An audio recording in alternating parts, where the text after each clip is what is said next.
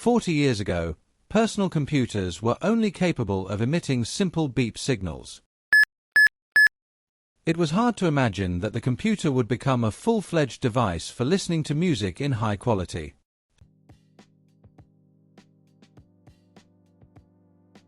Singapore-based Creative Technology played a major role in the development of computer sound.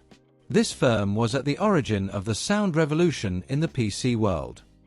The story of Creative Technology began in July 1981 in Singapore, when an enthusiastic engineer Sim Wong together with a childhood friend in Kai opened a small computer repair shop. Sim Wong had a deep passion for music and technology. While still a student, he played in the college orchestra and studied electronics and programming at the same time. Not surprisingly, he had the idea to combine these interests. Sim later recalled that he founded Creative with a clear mission to bring sound to the world of computers. The company's first steps were far from high-tech sound. Creative initially sold computers, especially the then popular Apple II, and trained people to use them. At the same time, Sim and his team were developing memory modules for the Apple II, and then took on adapting computers for Chinese users, creating support for hieroglyphics.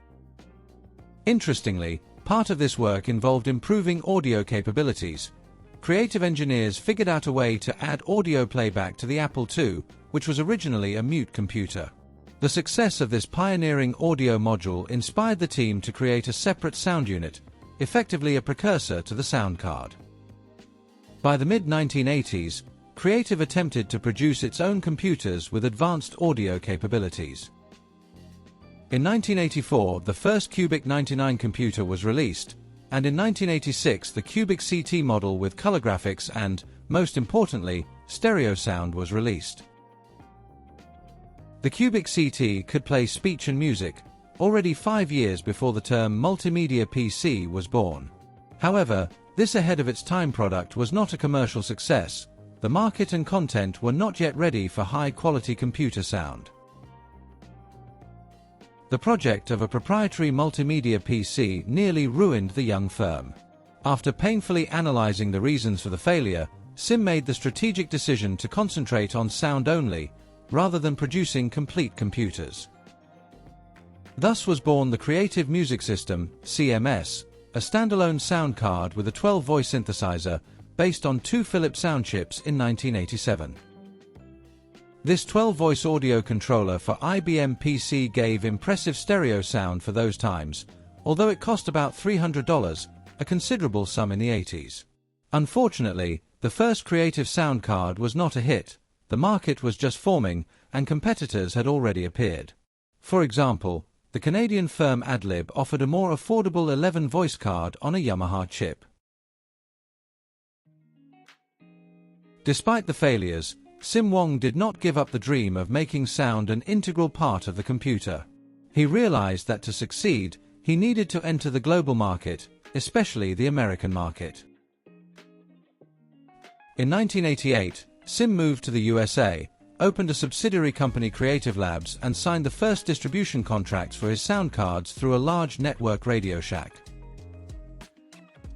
At the same time, Creative renamed its product Game Blaster, positioning it as a card for game enthusiasts, and significantly reduced the price. Soon the first game supporting music and simple sound effects via Game Blaster appeared, but there was no mass explosion of interest yet. That all changed a year later, when Creative's engineers came up with an entirely new product. In 1989, Creative Technology made a leap that changed the industry forever. In the autumn of 1989 at the Comdex Computer Show in Las Vegas, the new Creative Sound Blaster sound adapter was presented.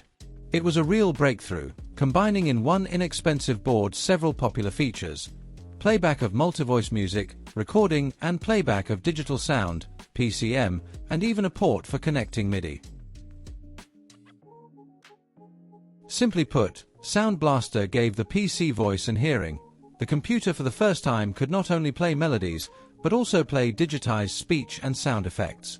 The transition from squeaky little speakers to full-fledged sound was a revelation for users. Even though the quality of the first Sound Blaster was primitive 8-bit mono by today's standards, the striking contrast had the right effect. Already in the first days of sales, the Sound Blaster was in frantic demand. At Comdex, visitors lined up in long queues to buy a new sound card.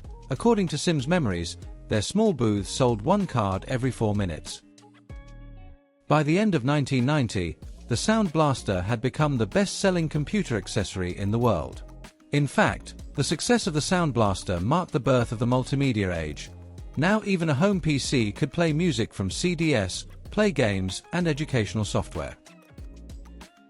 In 1991, the improved Sound Blaster Pro, with stereo support, was adopted by the industry as the standard for new multimedia PCs. Software and game manufacturers began to add Sound Blaster support en masse, and competitors were forced to make their devices compatible with the creative format. As a result, the term Sound Blaster Compatible Sound Card was born, by analogy with IBM PC Compatible Computer. Creative actually created a new market and dictated the rules on it. In essence, Creative made sound an integral part of the PC user experience. The computer began to transform from a purely working tool into a multimedia center for gaming, learning, and entertainment. This was largely due to the initiative of Microsoft, which included Sound Blaster boards in the list of mandatory components of the multimedia PC standard. By the early 90s, a booming ecosystem had sprung up around PC sound. Developers were releasing software to work with sound, musicians were experimenting with recording and synthesis on home computers, and talking applications were appearing for learning and business. All of this was new and exciting to an audience that had not previously thought of the computer as a multimedia device. In 1992, when Creative released the 16-bit Sound Blaster 16 card, which set a new benchmark for sound quality on PCs, Adlib failed in the race and went bankrupt. It was replaced by other rivals, such as Oriole with its A3D 3D sound in the late 90s, but Creative managed to maintain its leadership by constantly improving technology. By the middle of the decade, sound cards Creative Series Sound Blaster AWE3264 receive hardware support for wavetable synthesis, that is, the recording of real instrumental timbres, inherited from the purchase of the American company EMU Systems. This significantly improved the quality of music reproduction, making the PC an attractive platform even for composers and sound designers. The release of multimedia kits also became an important direction. Since the early 90s, Creative offered upgrade kits, including a sound card, CD-ROM drive, and a set of multimedia software, allowing users to easily turn an ordinary PC into a full-fledged multimedia center for leisure.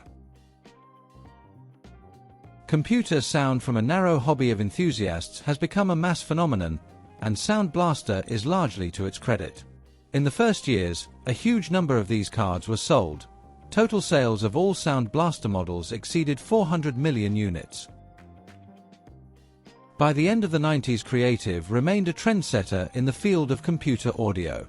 It released several more generations of cards: Sound Blaster Live, 1998, with support for multi-channel sound and proprietary surround effects technology EAX, then a series of Audigy, 2001, and XFI, 2005. EAX, Environmental Audio Extensions, technology allowed hardware to apply surround effects, echo, reverb, volume, with virtually no load on the CPU, which became critical for gamers. In the years when 3D graphics and 3D sound took over the gaming industry, Creative was once again ahead of the curve, with its EAX-enabled sound cards becoming a must-have for gaming PCs around the world. In fact, for gamers, PC sound was then synonymous with Sound Blaster. At home, audiophiles and music lovers also experienced changes. Many began to connect their PC to a stereo system or quality speakers.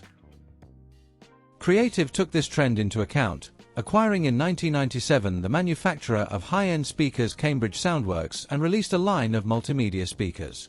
The company was now able to provide the complete audio lifecycle, from digital audio cards to physical speakers. As we approached the turn of the millennium, Creative Technology was looking for new applications for its expertise in sound. The digital revolution in music, the MP3 format and portable players, appeared on the horizon. In April 1999, the company's management launched the project of its own portable player under the Creative Nomad brand. In the same year, the first player Creative Nomad jukebox was released. In shape it resembled a CD player, but inside instead of a disc was a hard drive, holding hundreds of MP3 songs. The Nomad and Movio were followed by more compact models, and then the brand new Creative Zen series. Creative Zen players, such as the Zen Extra and Zen Micro, were recognized in the early 2000s for their large storage capacity and high-quality sound. For a while, Creative even became the second largest MP3 player manufacturer in the world, behind only one huge rival. That rival was Apple, which launched its famous iPod in 2001. By the mid-2000s, Apple had captured the majority of the market share through marketing and the iconic iPod design. Creative felt the pressure, its share began to decline, and the company decided to defend its rights not only with products, but also with patents. The fact is that at the beginning of the race, in 2001, Creative applied for a patent for the interface of a portable player, a system for navigating through the music menu. This patent, called the Zen patent, was granted to Creative in the US before Apple's similar patent for the iPod interface. In 2006, Creative accused Apple of infringing this patent in its iPod players and filed a series of lawsuits seeking compensation and a ban on iPod sales in the United States. Apple initiated counter-lawsuits against Creative. For several months, the parties traded strikes, threatening each other with product blocking through the courts and the International Trade Commission. Finally, in August 2006, the rivals suddenly reached a settlement. Apple agreed to pay Creative $100 million in a single payment for licensing Zen technology, the same user menu interface, which effectively legitimized Apple's right to use these developments. With the signing of this agreement, all litigation ceased and each company was left with its core products. The iPod continued to reign supreme, while Creative received much-needed financial support and recognition for its contribution. By 2007 to 2008, the demand for the Creative Zen line began to fall, and the company gradually reduced the production of new models of players. Nevertheless, it was with Creative Zen MP3 players that the company proved that it could think innovatively outside the PC sound sphere. Towards the end of the late 2000s, Creative technology faced a new challenge: integrating audio into PC motherboards. While in the 90s almost everyone bought a separate sound card, 10 years later even inexpensive motherboards were equipped with built-in multi-channel audio codecs, AC97 and HD audio, whose quality was constantly growing. For the majority of users, built-in sound was already enough, and the market for discrete sound cards sharply narrowed. They turned into a niche product for audiophiles and professionals. Creative, whose fame and profits for many years were based on Sound Blaster sales, certainly felt the decline in demand. The situation was aggravated by the fact that Microsoft in Windows Vista 2007 changed the sound architecture, breaking the direct access of hardware EAX effects to games. This made Sound Blaster's proprietary chips less meaningful. During these years, Creative had to cut staff and reorganize the business. However, the company managed to find new niches in time. Sound Blaster X series of products was launched, in fact, a modern reincarnation of the Sound Blaster trademark for a new generation of users. Under the brand Sound Blaster X in the 2010s came a number of devices: high-end external DAC amplifiers, for example, Sound Blaster X G5 and G6, internal sound cards, for example, Sound Blaster X AE5, as well as headphones with virtual surround sound.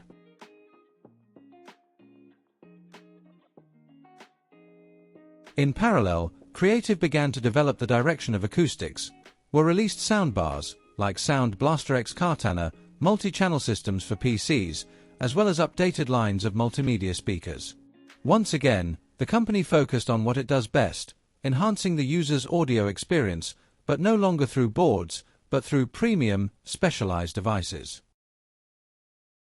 One of the most interesting modern developments has been Super XFI technology. First introduced in 2018, Super XFI is positioned as audio holography for headphones, a system that creates the feeling that the sound in headphones comes not from two small speakers near the ears, but from many speakers around the listener. For this purpose, complex algorithms and even elements of artificial intelligence are used. The technology scans the shape of the user's ears and head and personalizes the sound to match it. The system was conceived for music and cinema, as well as for games. It is worth saying that the company managed to achieve good results. The new technology won awards and became relatively popular. Today, creative technology is no longer as loud in the mainstream market as it was in the days of the triumph of Sound Blaster or Zen players. Its share in the mass electronic segments has declined. Nevertheless, Creative's legacy lives on. The EMU line continues to offer professional sound interfaces and MIDI keyboards for musicians. The Sound Blaster brand offers external audio cards, USB DACs, and other solutions. And in addition to all this, the company offers several lines of compact speakers and modern headphones, including models designed for hi-fi enthusiasts. Among the successful popular models of recent years are, for example, the Zen hybrid headphones with 40mm dynamic drivers and the company's signature customized distortion-free sound. The Creative Orvana series of headphones for the music lovers has also achieved good results. The Orvana Ace TWS in-ear models feature hybrid drivers, a combination of dynamic and the latest XMEMS driver, for powerful bass and high clarity in the mid-range and treble at the same time. The series supports modern Bluetooth 5.3 standards and high-resolution audio codecs, LDAC, and the latest low-energy LC3 in addition to the familiar AAC SBC. In addition, Orvana features personalized sound, based on the Mimi hearing test, which helps to tailor the delivery to the listener's individual listening experience.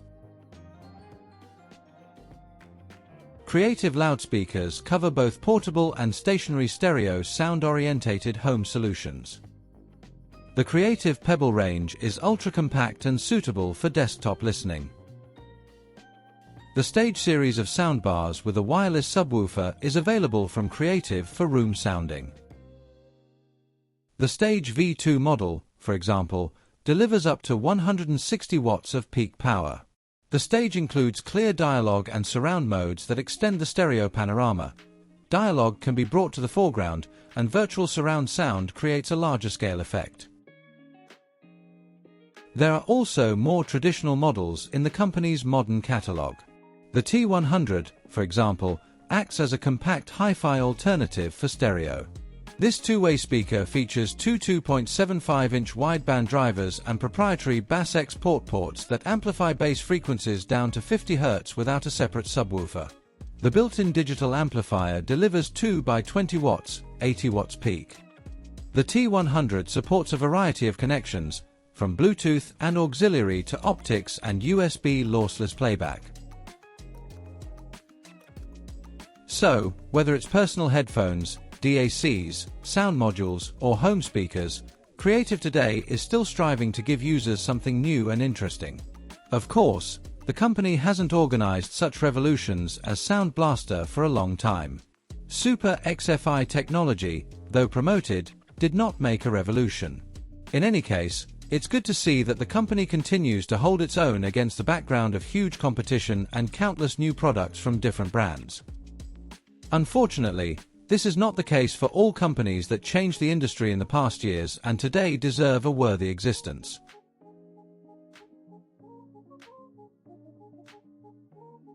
And now the video has come to an end. Thanks for watching. Until the next video.